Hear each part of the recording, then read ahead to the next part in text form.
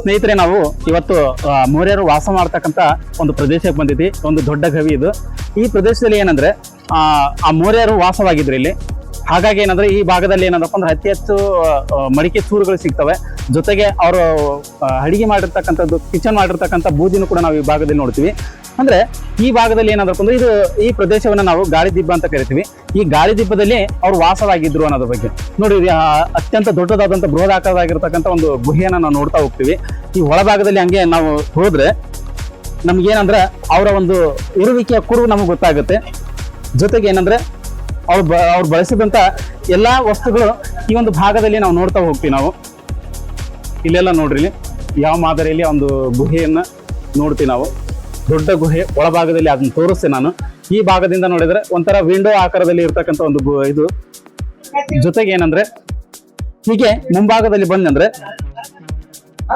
ಈ ಭಾಗದಲ್ಲಿ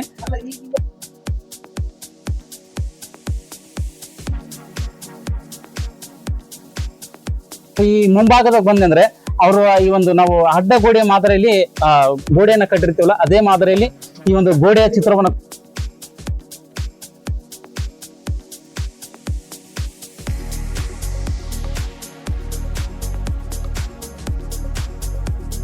ಹಾಗೆ ಮುಂಭಾಗದಲ್ಲಿ ಬಂದಂದ್ರೆ ಅವ್ರು ಬಳಕೆ ಮಾಡಿರ್ತಕ್ಕಂಥ ಬೋಕಿಗಳ ಚೂರುಗಳನ್ನು ಕೂಡ ನಾವು ನೋಡ್ತೀವಿ. ಇಲ್ಲಿ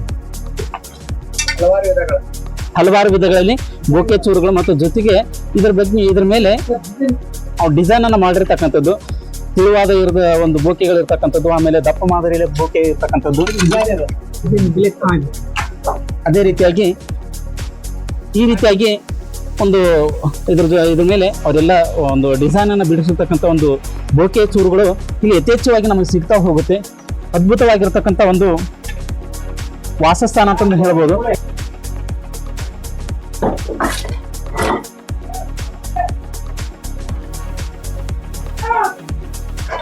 ಈ ಭಾಗದಲ್ಲಿ ಬಂದ್ರೆ ನಮಗೆ ಅವ್ರು ಕಿಚನ್ ಮಾಡಿರ್ತಕ್ಕಂಥದ್ದು ಇದು ಗೊತ್ತಾಗುತ್ತೆ. ಅಂದ್ರೆ ಇಲ್ಲಿ ಮ್ಯಾಶ್ ಇರೋದನ್ನ ನೋಡ್ತೀವಿ ನಾವು. ಇಲ್ಲಿ ಅತಿ ಹೆಚ್ಚು ಇಲ್ಲಿ ಗೊತ್ತಾಗುತ್ತೆ. ಈ ಒಂದು ಕಲ್ಲು ಇದ್ರ ಮೇಲ್ಭಾಗದಲ್ಲಿ ಇತ್ತು.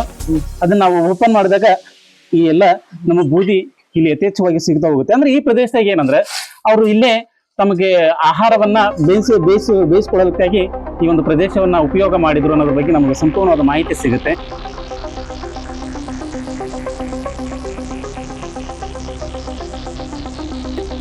ಜೊತೆಗೆ ಏನಂದ್ರೆ ಮುಂಭಾಗದಲ್ಲಿ ಅದೇ ರೀತಿಯಾಗಿ ಮುಂಭಾಗಕ್ಕೆ ಹೋದ್ರೆ ನಮಗಿಲ್ಲಿ ದೊಡ್ಡ ಒಂದು ಅಂಡರ್ಗ್ರೌಂಡ್ ಇರತಕ್ಕಂಥ ಒಂದು ಗವಿಯನ್ನು ಕೂಡ ನಮ್ಗೆ ಗೊತ್ತಾಗುತ್ತೆ. ಒಂದು ಅದ್ಭುತವಾದಂತ ಒಂದು ಗವಿ ಈ ಭಾಗದಲ್ಲಿ ಕಂಡು ಬರುತ್ತೆ. ನಾವು ಈ ನಮ್ಮ ಮೋರ್ಯರ ಭಾಗದಲ್ಲಿ ಅನೇಕ ರೀತಿಯ ಗವಿಗಳನ್ನು ನೋಡ್ತಾ ಹೋಗ್ತೀವಿ. ಯಥೇಚ್ಛವಾಗಿ ನಮಗೆ ಏನಂದ್ರಪ್ಪ ಅಂದ್ರೆ ಅತಿ ಬೃಹದಾಕಾರವಾಗಿರ್ತಕ್ಕಂಥ ಗವಿ ಅಂದ್ರಪ್ಪ ಅಂದ್ರೆ ಇದಾತ್ ಹೇಳ್ತೀವಿ ನಾವು. ಇನ್ನು ಕೆಳಭಾಗದಲ್ಲಿ ನೋಡ್ತೀವಿ ನಾವು, ಅಲ್ಲಿ ಕೂಡ ಗವಿ ಇದೆ.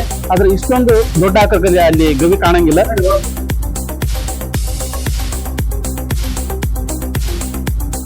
ನೋಡಿ ಸ್ನೇಹಿತರೆ, ಇದೆಲ್ಲ ಎಷ್ಟು ಒಂದು ಅದ್ಭುತವಾದಂತ ಪ್ರದೇಶ ಅನ್ನೋದ್ರ ಬಗ್ಗೆ ನಮಗೆ ಗೊತ್ತಾಗುತ್ತೆ. ಒಂದು ವಿಶಾಲವಾದಂತ ಒಂದು ಬೃಹದಾಕಾರದ ಬಂಡೆಯ ಕೆಳಭಾಗದಲ್ಲಿ ಅವರು ತಮ್ಮ ವಾಸಸ್ಥಾನವನ್ನ ಅವರು ಮಾಡಿದ್ರು.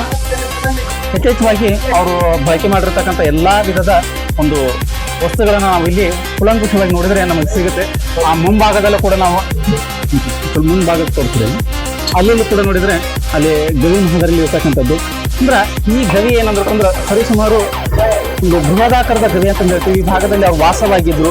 ಅವರ ಎಲ್ಲಾ ಪರಿಕರಗಳನ್ನ ನಾವು ಈ ಒಂದು ಭಾಗದಲ್ಲಿ ನೋಡ್ತೀವಿ ಅನ್ನೋದು ಹೇಳ್ಬೋದು.